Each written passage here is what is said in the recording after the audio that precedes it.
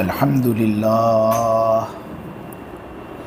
لله نحمده ونستعينه ونستغفره ونؤمن به ونتوكل عليه ونعوذ بالله من شرور أنفسنا ومن سيئات أعمالنا من يهده الله فلا مضل له ومن يضلله فلا هادي له ونشهد أن لا إله إلا الله وحده لا شريك له ونشهد أن سيدنا ومولانا وحبيبنا محمدا عبده ورسوله الحمد لله وكفى والصلاة والسلام على رسوله المصطفى وعلى عباده الذين ارتضى ومن بهداهم اهتدى وبآثار أهل المدينة اكتفى أعوذ بالله من الشيطان الرجيم بسم الله الرحمن الرحيم يا أيها الذين آمنوا إذا جاءكم المؤمنات مهاجرات فامتحنوهن الله أعلم بإيمانهن فإن علمتموهن مؤمنات فلا ترجعوهن إلى الكفار لا هن حل لهم ولا هم يحلون لهن وآتوهم ما أنفقوا ولا جناح عليكم أن تنكحوهن إذا آتيتموهن أجورهن ولا تمسكوا بعصم الكوافر واسألوا ما أنفقتم وليسألوا ما أنفقوا ذلكم حكم الله يحكم بينكم والله عليم حكيم وإن فاتكم شيء من أزواجكم إلى الكفار فعاقبتم فآتوا الذين ذهبت أزواجهم مثل ما أنفقوا واتقوا الله الذي أنتم به مؤمنون صدق الله العظيم.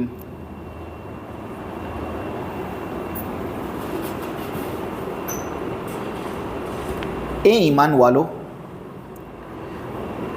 جب تمہارے پاس ایسی عورتیں ہجرت کر کے آئیں جو ایمان کا دعویٰ کرتی ہیں تو تم ان کا امتحان لے لیا کرو اور ان کو خوب اچھی طریقے سے جانچ لیا کرو.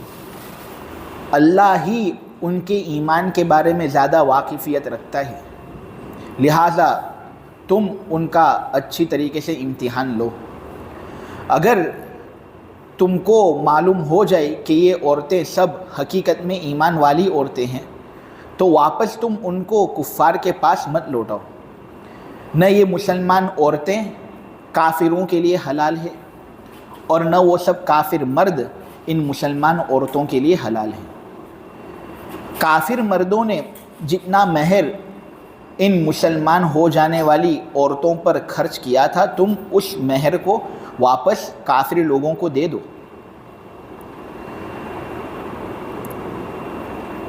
جب تم ان عورتوں کو ان کا مہر دے دو تو ان سے نکاح کرنے کے سلسلے میں بھی تم پر کوئی حرج نہیں، تم ان کے ساتھ نکاح کر سکتے ہو. اے مسلمانوں، کافر عورتوں کی عصمتوں کو اپنی نکاح کے اندر باقی مت رکھو. جو کچھ تم نے ان عورتوں پر بطریق مہر خرچ کیا ہے تم کافر لوگوں سے اس کا مطالبہ کر لو، اور کافر لوگوں نے اپنی مسلمان بیویوں پر جو مہر خرچ کیا تھا ان کو چاہیے کہ وہ مسلمانوں سے اس مہر کا مطالبہ کر لیں. دیکھو یہ اللہ کا حکم ہے، اللہ تمہارے درمیان فیصلہ کرتا ہے، اللہ علم کا مالک ہے، بڑی حکمتوں والا ہے۔ اے مسلمانوں، اگر تمہاری بیویوں میں سے کوئی بیوی کافروں کے پاس چلی جائے اور تمہارے ہاتھوں سے وہ اس طرح نکل جائے، پھر کافر لوگ تمہارا مہر تم کو واپس ادا نہ کریں اور پھر بدلے کی نوبت آ جائے، تو وہ لوگ جن کی بیویاں ان کو چھوڑ کر چلی گئیں، انہوں نے اپنی بیویوں پر خرچ کیا ہے، اتنی رقم تم ان کو دے دو۔ دیکھو اللہ سے ڈرو جس پر تم ایمان رکھنے والے ہو۔ سورہ ممتحنہ کی آیت نمبر 9 سے لے کر سورہ ممتحنہ کی آیت نمبر 11 تک کی تفسیر میں نے آپ حضرات کے سامنے کی۔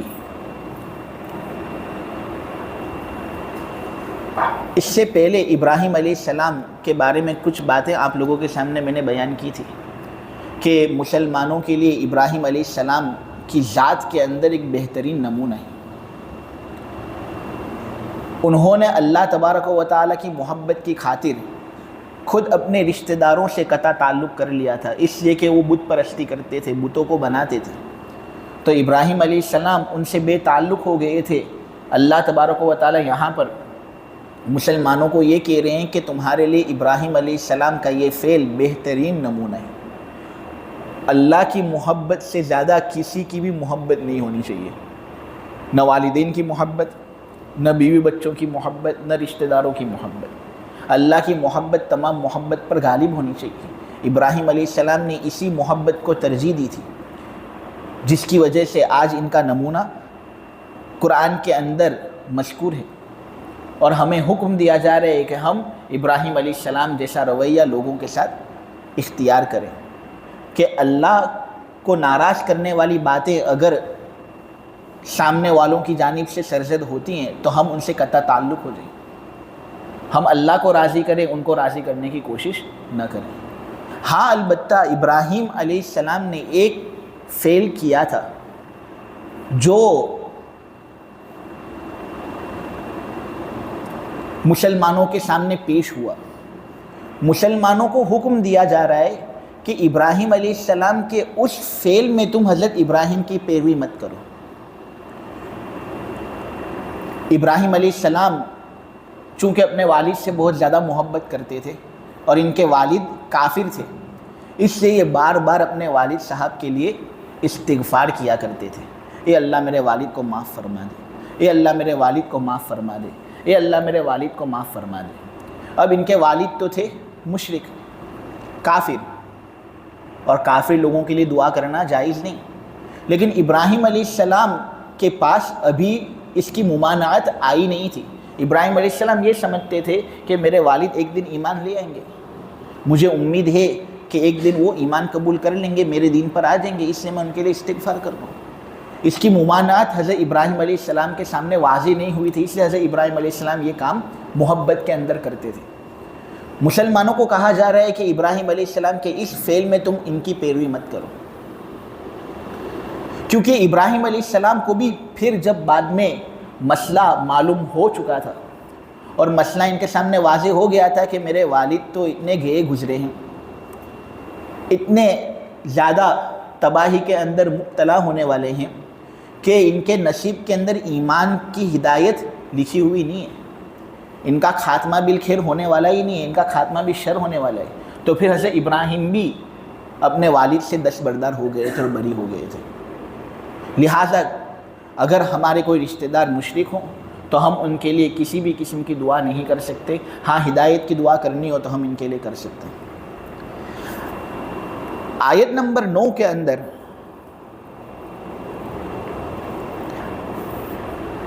آیت نمبر 10 کے اندر مسلمانوں کو 7 احکام دیے جا رہے ہیں اور 7 مسئلے مسلمانوں کے سامنے واضح کیے جا رہے ہیں۔ ان 7 مسئلوں کی وضاحت کیا ہے اس سے پہلے میں آپ لوگوں کے سامنے ایک واقعہ بیان کر دوں۔ التفسیر المنیر کے اندر ہے کہ سن ہجری 6 میں مسلمانوں اور کافروں کے درمیان صلح حدیبیہ ہوئی تھی۔ چند شرائط طے ہوئے تھے اور مسلمانوں نے دب کر صلح کی تھی۔ ان شرائط میں سے ایک شرط یہ تھی کہ اگر کوئی مسلمان مرد مکہ چھوڑ کر مدینہ آئے تو مسلمانوں پر لازم ہے یہ کہ وہ اس مرد کو واپس مدینہ بھیج دیں، مدینے سے واپس مکہ بھیج دیں۔ نہ اگر یہی صورتحال مسلمانوں کے ساتھ ہو کہ ان کا کوئی آدمی مکہ واپس چلا جائے تو مکہ والے اس کو واپس مدینہ نہیں بھیجیں گے۔ تو یہ ایک شرط طے ہوئی تھی اور مسلمان اس پر راضی ہوئے تھے۔ اب ہوا یہ کہ نبی کریم صلی اللہ علیہ وسلم صلح حدیبیہ سے فارغ ہو کر مدینے کے لیے روانہ ہو رہے تھے کہ اتنے میں ایک عورت نبی کریم صلی اللہ علیہ وسلم کے پاس بھاگ کر آتی ہے۔ یہ بات حضرت عبداللہ ابن عباس بیان کرتے ہیں، اسباب النزول کے اندر یہ روایت ہے۔ اس عورت کا نام تھا سبیعہ بنت حارث اسلمیہ۔ وہ نبی کریم صلی اللہ علیہ وسلم کے پاس آتی ہے اور کہتی ہے حضور میں مسلمان ہو گئی ہوں، میں نے اللہ پر ایمان قبول کر لیا ہے اور میں آپ کو بھی نبی مانتی ہوں، لہٰذا مجھے آپ اپنے ساتھ لے جائیں مدینے کے اندر، مجھے یہاں مکہ کے اندر نہیں رہنا، مجھ پر بہت زیادہ ظلم و ستم ہو رہے ہیں۔ اتنے میں شوہر آیا اور اس کے جو گھر والے تھے وہ سب دوڑ کر آتے اور کہتے ہیں کہ ابھی تو معاہدہ کی جو سرخی ہے وہ خشک بھی نہیں ہوئی، اور جس قلم کے ذریعے سے معاہدہ طے ہوا تھا تو جو لکھان ہے وہ تو ابھی خشک بھی نہیں ہوئی، اور ابھی سے یہ عورت مسلمانوں کے پاس جانا چاہتی ہے، لہٰذا اے نبی تم پر ضروری ہے یہ کہ تم اس عورت کو ہمارے پاس واپس بھیج دو۔ چنانچہ نبی کریم صلی اللہ علیہ وسلم نے کہا کہ دیکھو اگرچہ جو لکھان ہوئی ہے اس کے اندر یہ بات طے نہیں ہوئی کہ مرد کی بات ہو رہی ہے یا عورت کی بات ہو رہی ہے، لیکن میں تو یہی سمجھا ہوں کہ اس لکھان کے اندر مرد کی بات ہو رہی ہے کہ جو بھی مسلمان مرد مکہ چھوڑ کر مدینہ آئے گا تو مدینے والوں پر لازم ہے کہ وہ اس کو واپس مکہ بھیج دیں۔ عورت کے بارے میں سمجھا نہیں ہوں، چنانچہ نبی کریم صلی اللہ علیہ وسلم نے کہا کہ یہ تو صنف نازک ہوتی ہے، لہٰذا میں اس کو تمہارے حوالہ نہیں کر سکتا، لہٰذا میں اس کو لے کر جا رہا ہوں۔ اور اس وقت مکہ والے بھی وہاں پر موجود تھے اور سب نے اس کو درست سمجھا، اور کسی نے یہ بات نہیں سمجھی کہ یہاں پر نبی کریم صلی اللہ علیہ وسلم معاہدہ توڑ رہے ہیں۔ معلوم ہوا جو ٹریٹی نبی کریم صلی اللہ علیہ وسلم اور کفار کے درمیان طے ہوئی تھی کہ جو بھی مسلمان مکہ چھوڑ کر مدینہ آئے تو مدینہ والوں پر لازم ہے کہ وہ اس کو واپس مکہ بھیج دے، اور جو بھی مدینے کا مسلمان مکہ آ جائے تو مکہ والے اس کو واپس نہیں بھیجیں گے، مکہ کے اندر اس کو رہنے دیں گے۔ تو یہ چیز فقط مردوں کے متعلق ہوگی، عورتوں کے متعلق نہیں ہوگی، یہ بات سب کے سامنے واضح ہوگی۔ چنانچہ ہوا یہ کہ یہ جب واقعہ پیش ہوا تو بہت سی عورتیں نبی کریم صلی اللہ علیہ وسلم کے پاس آئی اور انہوں نے مدینہ آ کر نبی کریم صلی اللہ علیہ وسلم کے سامنے یہ بات رکھی کہ ہم مسلمان ہونا چاہتے ہیں، مکہ کے اندر ہم پر بہت ظلم و ستم ہوتا ہے، لہٰذا آپ ہمیں قبول کر لیں اور مدینہ کے اندر ہمیں رہنے کی اجازت دے دیں، مکہ ہمیں واپس نہ بھیجیں۔ چنانچہ ایک عورت تو یہ سبیعہ بنت حارث اسلمیہ یہ حضور کے پاس آئی، حضور نے ان کو قبول کر لیا۔ اس کے بعد ایک عورت ام کلثوم بنت عقبہ ابن معیط یہ نبی کریم صلی اللہ علیہ وسلم کی خدمت میں آئی، حضور نے ان کو قبول کر لیا۔ ایک عورت امیمہ بنت بشر یہ بھی حضور کی خدمت میں آئے، حضور نے ان کو بھی قبول کر لیا۔ اور ایک عورت سعیدہ زوجہ سیفی ابن راہب نبی کریم صلی اللہ علیہ وسلم کی خدمت میں حاضر ہوئی، حضور نے ان کو بھی قبول کر لیا۔ ہاں لیکن مسلمانوں کے لیے یہ بات بھی لازم تھی کہ اگر ان کی کوئی عورت مرتد ہو کر مکہ چلی جائے تو اب وہ بھی اس کو واپس لانے کا مطالبہ ہرگز نہ کرے، اب مکہ والے اس پر قبضہ کر لیں گے۔ چنانچہ یہ ایک عورت کے ساتھ ہوا، ام حکم بنت ابی سفیان، وہ مرتد ہو کر مکہ چلی گئی تھی۔ چنانچہ حضور نے پھر مطالبہ نہیں کیا تھا کیونکہ ہم نے ان کی عورتوں کو لے لیا تو وہ بھی ہماری عورتوں کو اب لے لیں گے، ہم مطالبہ نہیں کر سکتے۔ یہ بات تمام لوگوں کے سامنے واضح ہوئی۔ اب یہاں پر یہ جو آیت نمبر 10 ہے، آیت نمبر 11 ہے، اس کے اندر مسلمانوں کو اس سلسلے میں 7 احکام دیے جا رہے ہیں۔ سب سے پہلا حکم جو دیا جا رہا ہے وہ ہے فَإِنْ عَلِمْتُمُوهُنَّ مُؤْمِنَاتٍ فَلَا تَرْجِعُوهُنَّ إِلَى الْكُفَّارِ۔ دوسرا حکم لَا هُنَّ حِلٌّ لَهُمْ وَلَا هُمْ يَحِلُّونَ لَهُنَّ۔ تیسرا حکم وَآتُوهُمْ مَا أَنفَقُوا۔ چوتھا حکم وَلَا جُنَاحَ عَلَيْكُمْ أَن تَنكِحُوهُنَّ إِذَا آتَيْتُمُوهُنَّ أُجُورَهُنَّ۔ پانچواں حکم وَلَا تُمْسِكُوا بِعِصَمِ الْكَوَافِرِ۔ چھٹا حکم وَاسْأَلُوا مَا أَنفَقْتُمْ وَلْيَسْأَلُوا مَا أَنفَقُوا۔ اور ساتواں حکم آیت نمبر 11 کے اندر ہے وَإِنْ فَاتَكُمْ شَيْءٌ مِّنْ أَزْوَاجِكُمْ سے آخر تک۔ سب سے پہلا حکم یہ دیا گیا کہ دیکھو جو عورتیں اسلام کا دعویٰ کر کے مدینہ کے اندر آتی ہیں اور مسلمانوں کی پناہ لیتی ہیں، دارالحرب کو چھوڑ کر دارالاسلام کے اندر آتی ہیں اور مسلمانوں کی پناہ کے اندر رہنا چاہتی ہیں، تو ضروری ہے یہ مردوں کے لیے کہ وہ اس عورت کا اچھی طریقے سے امتحان لے لیں کہ بھائی یہ اسلام لینے کے لیے ہی آئی ہے یا جاسوسی کرنے کے لیے آئی ہے۔ جاسوسی کرنے کے لیے آئی ہو تو پھر ہم اس کو واپس بھیج دیں گے، اگر یہ بات واضح ہو جاوے امتحان کے نتیجے میں کہ یہ مسلمان ہونے کے لیے ہی آئی ہے، اس نے ایمان قبول کر لیا ہے، تو پھر سب سے پہلا حکم مسلمانوں کو یہ دیا جا رہا ہے کہ اب تمہارے لیے جائز نہیں کہ تم ان عورتوں کو ان کے کافر شوہروں کے پاس واپس بھیجو، یعنی اب ان کو مدینہ کے اندر ہی رکھنا ہے، دارالاسلام ہی کے اندر رکھنا ہے، واپس ان کے شہر کی طرف ان کو بھیجنے کی اجازت نہیں۔ یہ سب سے پہلا حکم۔ دوسرا حکم جو دیا جا رہا ہے وہ یہ ہے کہ دیکھو ایک مسلمان کسی غیر مسلم کے ساتھ نکاح نہیں کر سکتا، اور اگر غیر مسلم ہونے کی حالت میں دونوں کا نکاح ہوا ہو اور دونوں میں سے ایک مسلمان ہو گئے ہوں تو اس صورت میں کچھ وقت دیا جاتا ہے کہ سامنے جو شوہر ہے یا بیوی ہے اگر وہ اسلام قبول کر لیتی ہے تو پھر جو نکاح ہے اس کو برقرار رکھا جاتا ہے، ورنہ اس کو توڑ دیا جاتا ہے۔ تو یہاں پر دوسرا مسئلہ یہ بیان کیا جا رہا ہے کہ دیکھو وہ عورتیں جو مسلمان ہو کر مدینہ کے اندر آئی ہیں نا، وہ چونکہ مسلمان ہیں اور ان کے شوہر سب مکہ کے اندر کافر ہیں، لہٰذا اب ان دونوں کے مابین نکاح باقی نہیں رہا، ختم ہو گیا۔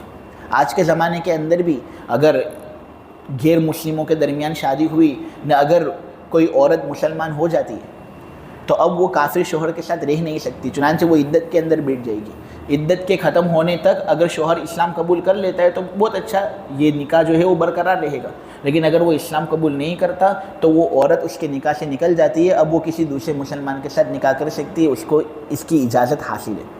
تو یہاں پر یہ دوسرا مسئلہ یہی بیان کیا جا رہا ہے کہ یہ عورتیں چونکہ مکہ چھوڑ کر مدینہ کے اندر آئی ہیں، لہٰذا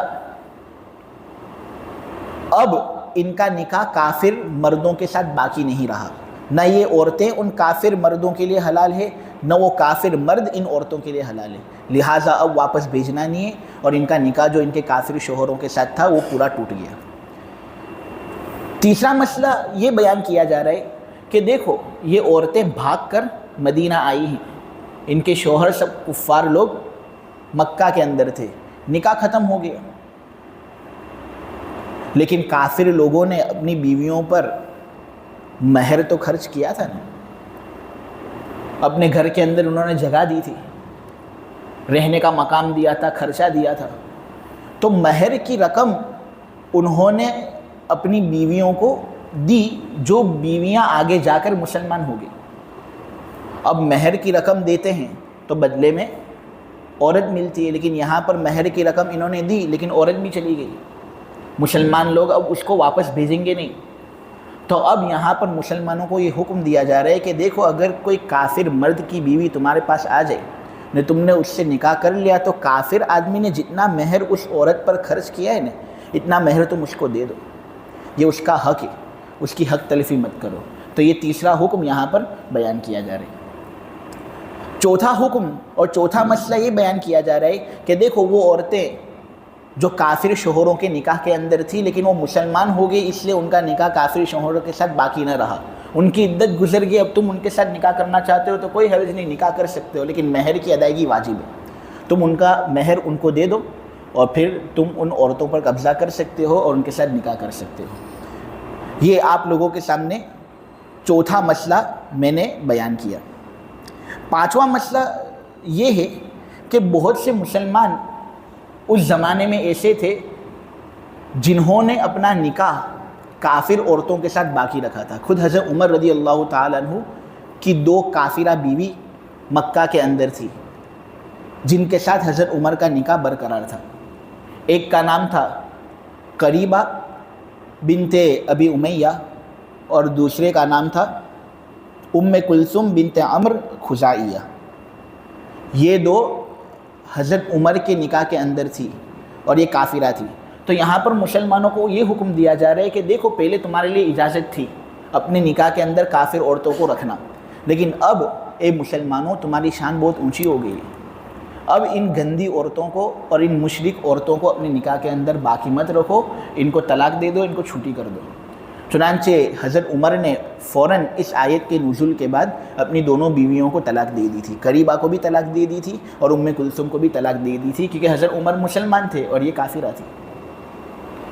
پھر بعد میں جا کر حضرت معاویہ نے قریبہ سے جا کر نکاح کر لیا تھا اور حضرت ابو جہم ابن حذافہ رضی اللہ تعالیٰ عنہ انہوں نے ام کلثوم سے نکاح کر لیا تھا، اسلام قبول کر لیا تھا انہوں نے اس وجہ سے۔ تو یہاں پر 5ویں نمبر پر یہ مسئلہ آپ لوگوں کے سامنے بیان ہوا، ٹھیک ہے۔ اب فقط 2 مسئلے باقی ہیں، اس کے بعد پھر آگے تفسیر شروع کرتے ہیں۔ چھٹا مسئلہ یہ ہے کہ بہت سی مرتبہ ایسا ہوتا تھا کہ کافر عورتیں وہ بھاگ جاتی تھی اور مکہ کے اندر چلی جاتی تھی، حالانکہ ان کا نکاح پہلے مسلمانوں سے ہو چکا تھا۔ اب اگرچہ حکم یہ تھا کہ یہ جو کافر عورتیں ہیں ان کا نکاح مسلمان مردوں کے ساتھ باقی نہیں رہ سکتا، لیکن پھر بھی مسلمانوں کو یہ حق تھا کہ وہ ان پر اسلام پیش کریں اور ان کو اسلام کی طرف بلائیں۔ اگر وہ اسلام قبول کر لیتے تو نکاح باقی رہتے، لیکن یہ کافر عورتیں کچھ ایسی تھی جنہوں نے مسلمانوں کی اجازت کے بغیر مکہ چلی گئی وہ، اور انہوں نے دوسرے کافر شوہروں سے نکاح کر لیا، حالانکہ ان کے شوہر مسلمان مدینے کے اندر تھے۔ تو یہاں پر مسلمانوں کو یہ مسئلہ بتایا جا رہا ہے کہ دیکھو، جس طرح اگر کافر مرد کی کوئی بیوی مسلمان ہو کر تمہارے پاس آئے تو جو مہر اس کافر آدمی نے اس عورت پر خرچ کیا ہے تم پر یہ حق ہے کہ تم وہ مہر کی رقم اس شوہر کو ادا کر دو۔ تو اسی طرح اگر تمہاری کوئی بیوی تمہاری اجازت کے بغیر بھاگ کر چلی جائے، کافر ہو کر چلی جائے اور کسی کافر مرد سے نکاح کر لے، تو تم پر بھی اس بات کی گنجائش ہے کہ جو مہر تم نے اس عورت پر خرچ کیا ہے تم اس کے کافر شوہر سے اس کو وصول کرو اور اس کا مطالبہ کرو۔ یہ مسئلہ بتایا جا رہا ہے۔ اور آخری مسئلہ 7ویں نمبر کا مسئلہ یہ ہے کہ یہ کافر لوگ اگر ان کے پاس کوئی مسلمان عورت کافر بن کر آ جاتی ہے تو بسا اوقات یہ رقم مہر کی مسلمان شوہروں کو دیتے نہیں ہیں، تو پھر اس صورت میں مسلمان مرد کیا کریں؟ ان کی بیوی بھی چلی گئی اور جو مہر انہوں نے خرچ کیا تھا وہ بھی کافر لوگ دے نہیں رہے، اور بہت سے مسلمانوں کے ساتھ یہ ہوا بھی کہ ان کافر لوگوں نے پھر رقم دی نہیں، ایک بھی کافر نے دی نہیں وہ رقم۔ تو یہاں پر 7ویں نمبر پر یہ مسئلہ سکھایا جا رہا ہے کہ دیکھو، اگر تمہیں کبھی بھی جیون کے اندر بدلہ لینے کا موقع مل جائے، یعنی تم کو پتہ چل جائے کہ ان کافر لوگوں کی جانب سے کچھ عورتیں مسلمانوں کے پاس آئی ہیں اور وہ مسلمان ہو گئی ہیں، تو اب تمہارے لیے لازم یہ تھا کہ تم مسلم ہو کر سب جو ان عورتوں کے سابقہ کافر شوہر تھے ان کو وہ مہر کی رقم دے دو جو انہوں نے اپنی بیویوں پر خرچ کی، جو بیویاں آگے جا کر مسلمان ہوئی۔ لیکن ان لوگوں نے چونکہ رقم دی نہیں، اس لیے تمہیں یہ کرنا ہے کہ وہ رقم جو ہے وہ مسلمان بھائی جن کی بیویاں ان کو چھوڑ کر چلی گئی اور کافر لوگوں نے ان مسلمانوں کو وہ رقم دی نہیں جو مسلمانوں نے کافر بیویوں پر خرچ کی تھی، تو پھر تم ان کو وہ رقم دے دو تاکہ ان کا جی بھی ہلکا ہو جائے اور ان کا بہت زیادہ مالی نقصان نہ ہو۔ یعنی میں دوسرے الفاظ میں اس طرح سمجھاؤں کہ دیکھو کافر لوگوں کی اگر کوئی بیوی مسلمانوں کے پاس آتی ہے، مسلمان بن جاتی ہے، تو مسلمان اس بیوی کو کافر مرد کی طرف لوٹائیں گے نہیں، اور جو مال اس نے اپنی بیوی پر خرچ کیا ہے وہ مال وہ کافر لوگوں کو لوٹائیں گے۔ لیکن اگر یہی صورتحال مسلمانوں کے ساتھ ہوتی ہے اور مسلمان کی کوئی عورت کافر بن کر چلی جاتی ہے کسی کافر کے پاس اور اس کے ساتھ نکاح کر لیتی ہے، تو کافر کے لیے بھی تو یہ لازم ہے نا کہ جو خرچ مسلمان شخص نے اس عورت پر کیا ہے تم وہ خرچہ اس کو دو، لیکن وہ دیتے نہیں ہیں۔ تو اب کرنا ایسا ہے کہ کبھی اگر ایسا موقع مل جائے نا کہ کافر لوگوں کی کوئی دوسری عورت مسلمان بن کر تمہارے پاس آئے اور پھر تم کو کافر کو وہ رقم دینی پڑے جو اس نے اپنی مسلمان ہونے والی بیوی پر خرچ کی تھی، وہ رقم تم کو لے لینی ہے اور ان کو دینی نہیں ہے، کیونکہ انہوں نے تمہاری رقم دی نہیں، اور تم کو ان شوہروں کو دینی ہے جن کی بیویاں ان کو چھوڑ کر چلی گئی، کافر لوگوں کے پاس چلی گئی، تو تم ان کو دے دو تاکہ ان کا کچھ مالی تعاون ہو جائے۔ دوسرا مطلب یہ بیان کیا گیا ہے کہ جب مال غنیمت آئے تو اس مالی غنیمت میں سے کچھ رقم نکال لو اور ان شوہروں کو دے دو جن کی بیویاں ان کو چھوڑ کر چلی گئی کافروں کے پاس، تاکہ ان کا مالی تعاون ہو جائے۔ تو یہ 7 مسئلے آیت نمبر 9 اور آیت نمبر 10 کے آیت نمبر 10 اور آیت نمبر 11 کے اندر آپ لوگوں کے سامنے بیان ہوئے۔ آخر کے اندر یہ بات بیان کی گئی کہ دیکھو اے ایمان والو، ڈرو اللہ سے جس پر تم نے ایمان قبول کیا ہے۔ یہ جو شرک ان لوگوں نے کیا ہے نا، اس کی وجہ سے یہ بہت زیادہ تفصیلات کا سامنا ہمارے سامنے ہوا۔ شرک اتنا اللہ تبارک و تعالیٰ کے یہاں پر بدتر گناہ ہے کہ اس کی وجہ سے پورے خاندان ہی تباہ ہو جاتے ہیں اور بہت زیادہ پیچیدہ مسئلے کا سامنا کرنا پڑتا ہے۔ لہٰذا ڈرو اس اللہ سے جس پر تم نے ایمان قبول کیا، اور یہ ایمان اللہ تبارک و تعالیٰ کی بہت بڑی نعمت ہے میرے عزیزوں۔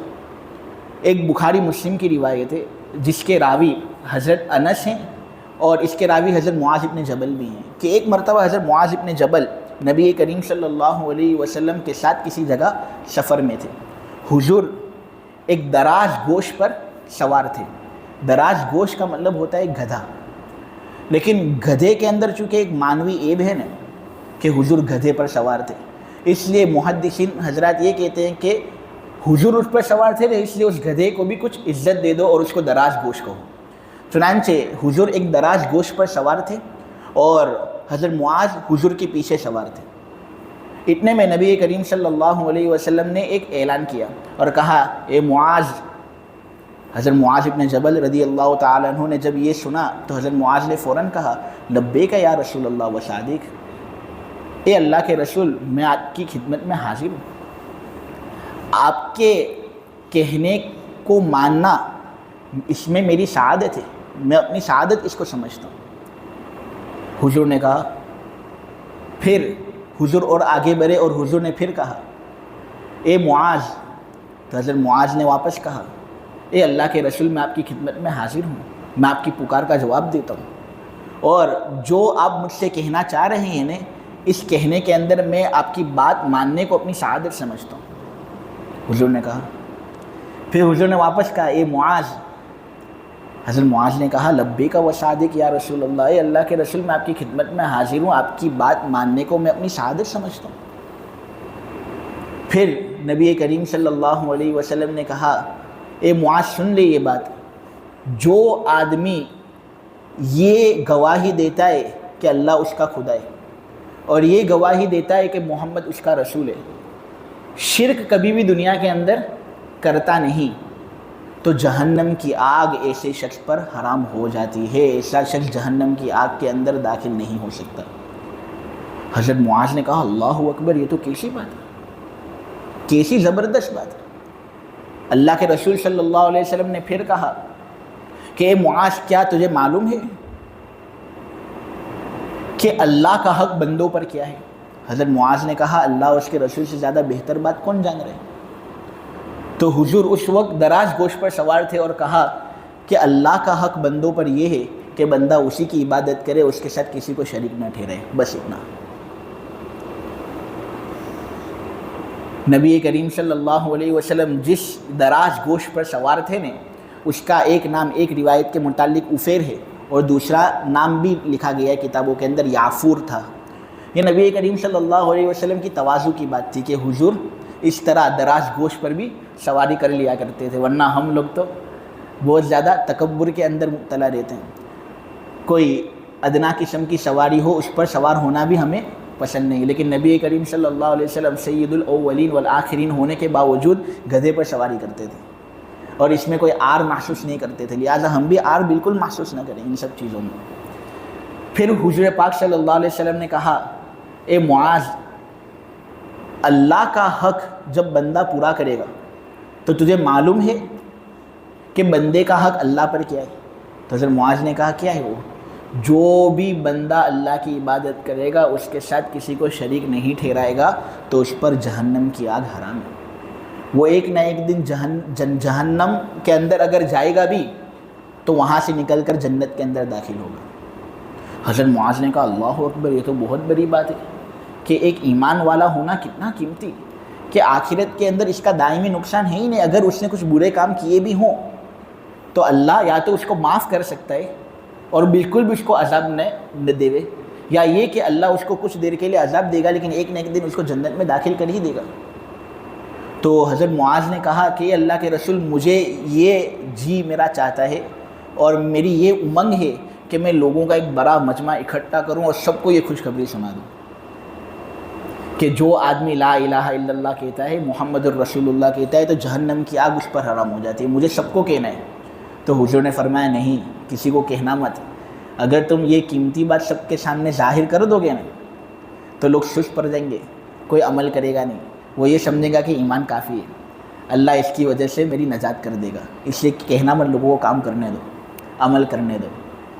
اب یہ سوال ہوتا ہے کہ حضرت معاذ نے پھر یہ بات کہی کیوں اور ہم تک کس طرح پہنچی اور ہم آج تمہارے سامنے کیوں بیان کرنے؟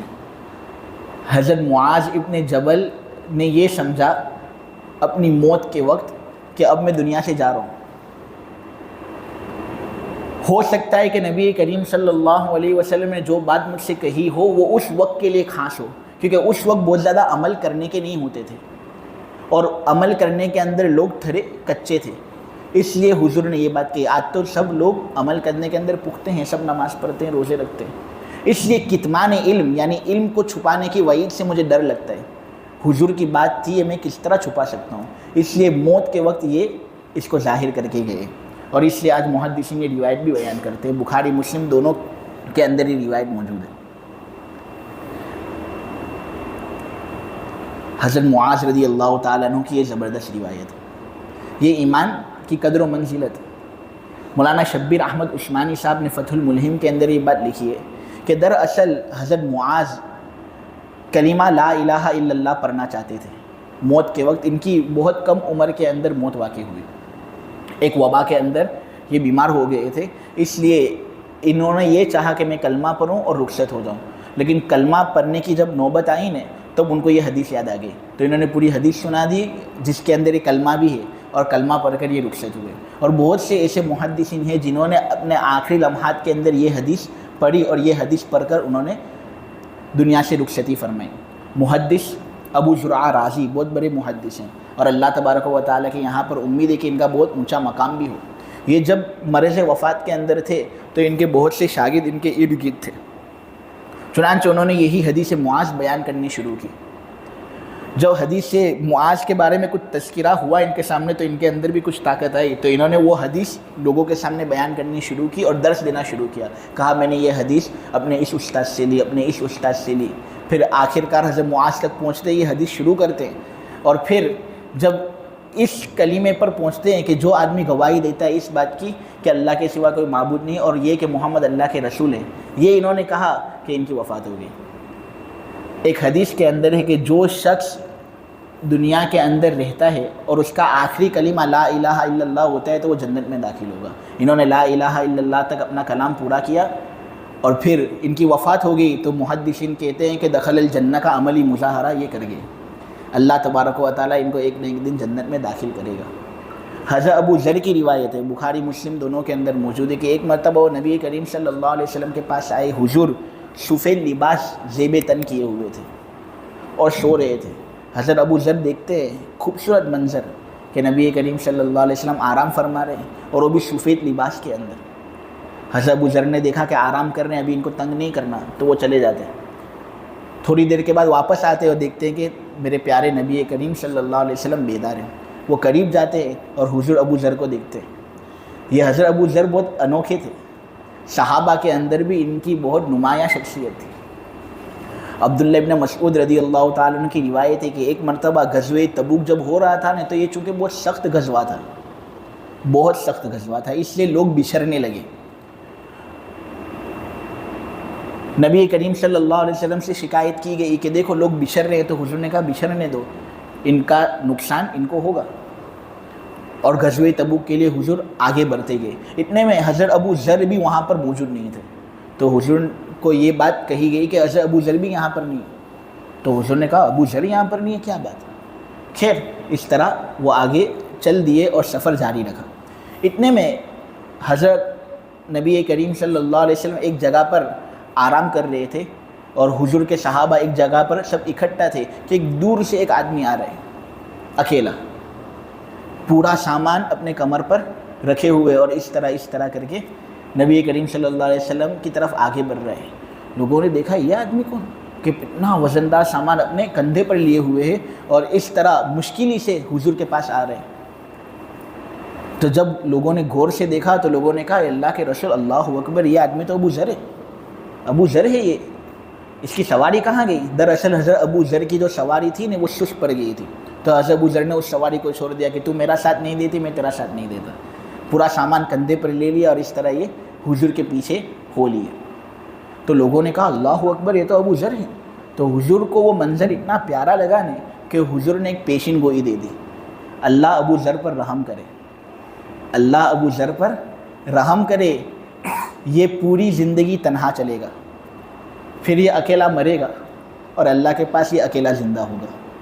یہ نبی کریم صلی اللہ علیہ وسلم نے حضرت ابو ذر کے بارے میں کہا تھا کہ یہ پوری زندگی اکیلا رہے گا اور پھر اکیلا ہی مرے گا اور اللہ کے پاس اکیلا ہی حساب دے گا. چنانچہ حضرت ابو ذر چونکہ بہت سخت مزاج کے تھے، یہ سمجھتے تھے کہ مال جمع کرنا بالکل بھی ایک مسلمان کے لیے جائز ہے ہی نہیں. وہ یہ سمجھتے تھے جو آدمی مال جمع کرے گا نا تو جہنم کا ایک بچھو اس کو اتنی خطرناک طریقے سے ڈسے گا کہ اس کے دل پر ہی اس کا اثر ہوگا. حضرت عثمان غنی کے زمانے میں یہ مسئلہ بہت زیادہ آگے آیا کہ یہ تو مال جمع کرنے کو ہی ناجائز کہتے ہیں. علماء کا اختلاف ہوتا ہے نا، اس طرح ان کا بھی اختلاف تھا کہ یہ تو مال جمع کرنے کو ہی ناجائز کہتے ہیں. تو حضرت عثمان کے پاس شکایت پہنچی تو حضرت عثمان نے ان کو بلایا اور کہا ابو ذر کیا کہہ رہے ہیں؟ ان کا نام تھا جندب ابن جنادہ. تو یہ جندب کیا کہہ رہے تھے؟ ایسی سب چیزیں مناسب نہیں، مال جمع کرنا جائز ہے. پھر انہوں نے حضرت کعب احبار کو بلایا حضرت عثمان نے، اور حضرت کعب احبار کو کہا کہ یہ ابو ذر یہ کہتا ہے کہ مال جمع کرنا جائز نہیں. ایک کعب، اگر کوئی آدمی مال جمع کرتا ہو، انہیں زکوٰۃ بھی ادا کرتا ہو، تو اس کے بارے میں تو کیا کہتا ہے؟ تو حضرت کعب نے کہا مجھے اللہ سے امید ہے کہ اللہ ایسے آدمی کو معاف کر دے گا اور یہ اس کے لیے جائز ہے. تو اتنے میں یہ گرم ہو گئے حضرت ابو ذر، اور انہوں نے کہا میں ایک الگ مسئلہ بتاتا ہوں، تو الگ مسئلہ بتاتے ہیں. اے یہودی کے بیٹے، ایسے آدمی کو تو دوزخ کا بچھو دل پر دسے گا، ترا یہ کہنا مناسب نہیں. یعنی زبان کے اندر بھی بڑی تیزی تھی. ان کا اسلام قبول کرنے کا واقعہ بھی بڑا نرالا ہے. مستدرک حاکم کے اندر ایک مرتبہ نبی کریم صلی اللہ علیہ وسلم کے پاس یہ آئے تھے اسلام قبول کرنے کے لیے. ابو معشر ایک راوی ہیں، وہ یہ بات بیان کرتے ہیں کہ اسلام قبول کرنے سے پہلے بھی ابو ذر ان صحابہ میں سے تھے جو بتوں کی عبادت نہیں کرتے تھے، فقط اللہ ہی کو مانتے تھے. یہ ان کے دل کے اندر یہ بات تھی کہ اللہ ایک ہی ہونا چاہیے، مورتیوں کو سجدہ کرنے سے کچھ ہوتا نہیں. تو اسلام قبول کرنے سے پہلے بھی ان کا مزاج یہ تھا. حضور کے پاس یہ آتے ہیں، نبی کریم صلی اللہ علیہ وسلم ان کو کلمہ اسلام پڑھاتے ہیں، اسلام کے اندر داخل ہوتے ہیں اور کہتے ہیں اے ابو ذر ابھی میرے دشمن بہت زیادہ ہیں، اس لیے ابھی تو اپنا اسلام ظاہر مت کرنا، اسلام ظاہر کرے گا لوگ تجھے ماریں گے پیٹیں گے. ابو ذر نے کہا اس ذات کی قسم جس کے قبضے میں میری جان ہے، یہ دولت مجھے اتنی زبردست نصیب ہوئی ہے کہ میں اس کو چھپا نہیں سکتا، میں اس کو چھپا نہیں سکتا.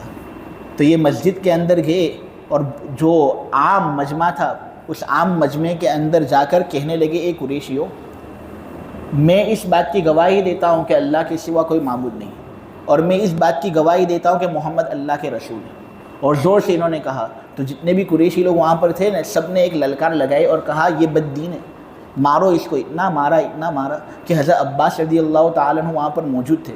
ان کو بہت ترس آیا کہ حالانکہ حضرت عباس اس وقت مسلمان نہیں ہوئے تھے, کافر ہی تھے, لیکن اتنا مار رہے تھے کہ ان کو بہت ترس آیا کہ یہ درمیان میں آگے اور کہا قریشیو تمہیں معلوم بھی ہے کہ تم کس کو مار رہے ہو؟ یہ قبیلے غفار کا شخص ہے, اس کا قبیلہ پورا رہ زنی کرتا ہے, ڈاکو وغیرہ ہیں یہ لوگ.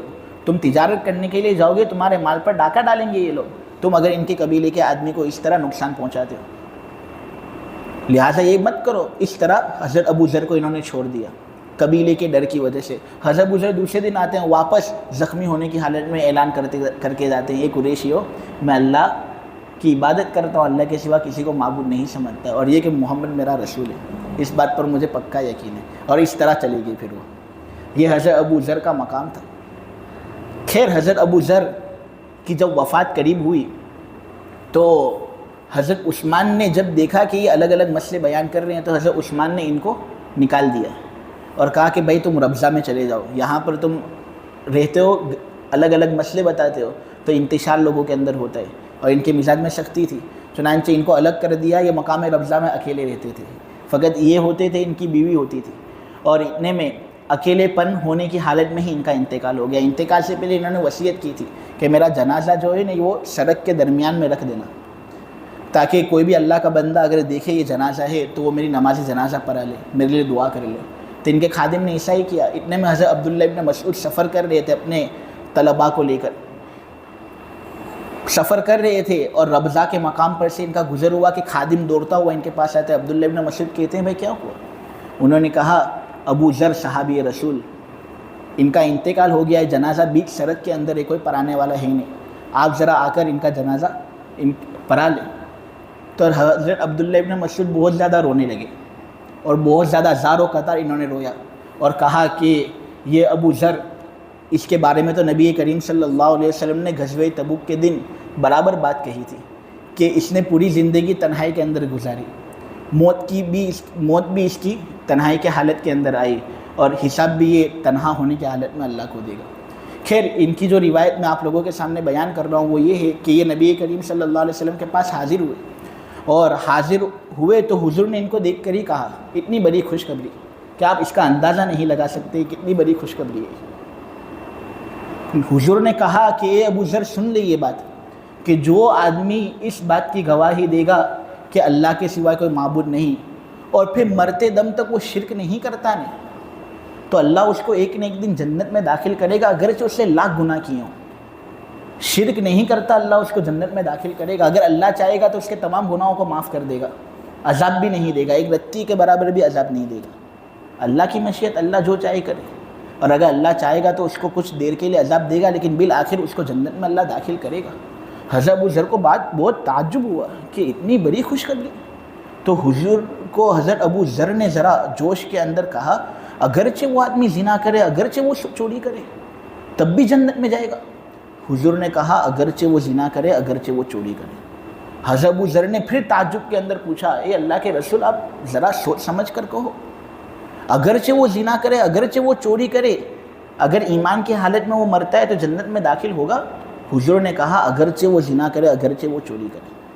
حضرت ابو ذر نے واپس پوچھا, حضور ذرا آپ سوچ سمجھ کر جواب دو, اگرچہ وہ زنا کرے, اگرچہ وہ چوری کرے, تب بھی وہ جنت میں داخل ہوگا؟ حضور نے فرمایا, ابو ذر اپنی ناک لے لے وینے اور مٹی کے اندر اس کو رگڑ لے وینے, اور پورا اس کا چہرہ مٹی والا بھی ہو جاوے نے, تب بھی وہ جنت میں داخل ہوگا. یعنی ابو ذر کو یہ بات جتنی بھی ناگوار ہو, ابو ذر کی عقل کے اندر یہ بات جتنی بھی نہ آوے, ابو ذر سمجھ لے اگر شرک نہیں کرتا آدمی, اللہ کی توحید کا اقرار کرتا ہے, تو اللہ ایک نہ ایک دن اس کو جنت میں داخل کرے گا. حضرت ابو ذر نے جب روایت سنی نے, تو جب یہ روایت اپنے شاگردوں کو بیان کرتے تھے تو فخر سے کرتے تھے. حضور نے مجھے کیا کہا, اے ابو ذر تیری ناک مٹی کے اندر لوت پوت بھی ہو جاوے نا, تب بھی یہی حکم ہے. یہ فخر سے کہتے تھے کہ میرے محبوب نے یہ کلام میرے سامنے کہا تھا, اس طرح مجھے ڈانٹا تھا. تو یہاں اس آخری آیت کے اندر جو یہ بات کہی گئی ہے کہ اے مومنو ڈرو اللہ سے جس پر تمہارا ایمان ہے, تو اس سے ایک ایمان کی اہمیت بھی ہمارے سامنے واضح ہوتی ہے، اور اس سے ایک ایمان کا تقاضا بھی ہمارے سامنے آتا ہے کہ جب اللہ نے ہمیں اتنی زبردست دولت سے نوازا ہے تو ہم اس دولت کو لوگوں تک پہنچائیں گے۔ اس دولت کو پہنچانے کے اندر ہم کیوں پیچھے رہ رہے ہیں؟ ہمارے ساتھ اگر دوسرے لوگ بھی ایمان قبول کر لیتے ہیں تو ان کا بھی فائدہ ہو جائے گا۔ اور ایمان کا تقاضا یہ بھی ہے کہ ہم اللہ سے ہر وقت ڈریں۔ دیکھو، ایمان کی اگرچہ یہ ایک فضیلت ہے کہ اللہ ایک نہ ایک دن ایمان قبول کرنے والے شخص کو جنت میں داخل کر دے گا، لیکن ساتھ ساتھ یہ بھی ہے کہ اگر وہ گناہ کرے گا تو اللہ اس کو سزا بھی دے سکتا ہے۔ اور اللہ نے خطرناک قسم کی دھمکیاں دی ہے زنا کرنے والے کو، قتل کرنے والے کو، کہ اگر وہ دھمکیاں بھی اگر آپ کے سامنے پڑھی جائے، اس کی تفسیر کی جاوے تو آدمی لرز جاوے کہ اتنی خطرناک دھمکی۔ لہٰذا آدمی کو محتاط رہنا چاہیے، گناہوں سے اپنے آپ کو بچانا چاہیے، لیکن ایمان والی دولت کی خوب قدر کرنی چاہیے۔ اللہ تبارک و تعالیٰ کہنے کو قبول فرمائے، سننے کو قبول فرمائے، سب سے زیادہ عمل کی توفیق عطا فرمائے۔ سبحانک اللہم بحمدک وتبارک اسمک وتعالی جدک ولا الہ غیرک، یا رب صلی وسلم دائما ابدا علی حبیبک خیر الخلق کلہم۔ اے اللہ ہمارے گناہوں کو معاف فرما دے، مولا ہماری خطاؤں سے درگزر فرما دے۔ اے اللہ اے اللہ اے اللہ، اتنی بڑی اور اتنی قیمتی نعمت تو نے ہمیں دی، لیکن مولا کریم ہم نے اس کی ناشکری کی ہے۔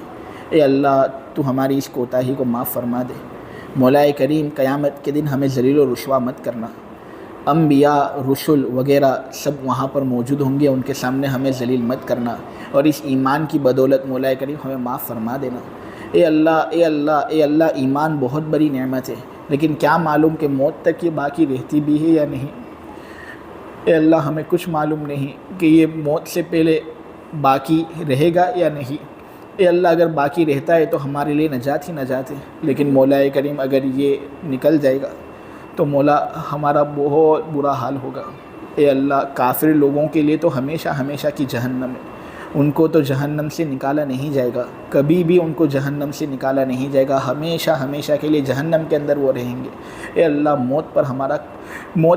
موت کا وقت آئے تو مولا کریم ایمان کی سلامتی کے ساتھ ہمیں خاتمہ نصیب فرمانا۔ اے اللہ ایمان اور اسلام کی ہوائیں چلا دے، وہ لوگ جو مسلمان نہیں، اے اللہ ایمان کی محبت ان کے دل کے اندر ڈال دے، ایمان کے ذریعے سے ان کے دل کو منور فرما دے، قرآن کے ذریعے سے ان کے دل کو منور فرما دے۔ جو لوگ یہاں پر اس مجلس کے اندر شریک ہیں، اے اللہ سب کی مغفرت فرما دے۔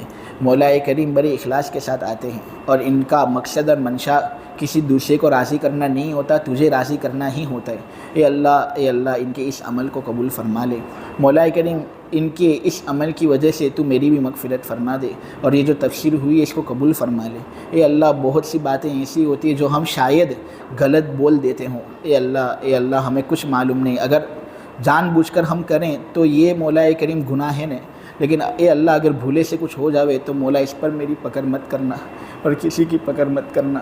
اے اللہ اس تفسیر کو قبول فرما، قرآن کے ذریعے سے ہماری دلوں کو روشن فرما دے، اور اے اللہ غزہ والوں کی مدد فرما، اے اللہ اسی طرح ایران والوں کی مدد فرما۔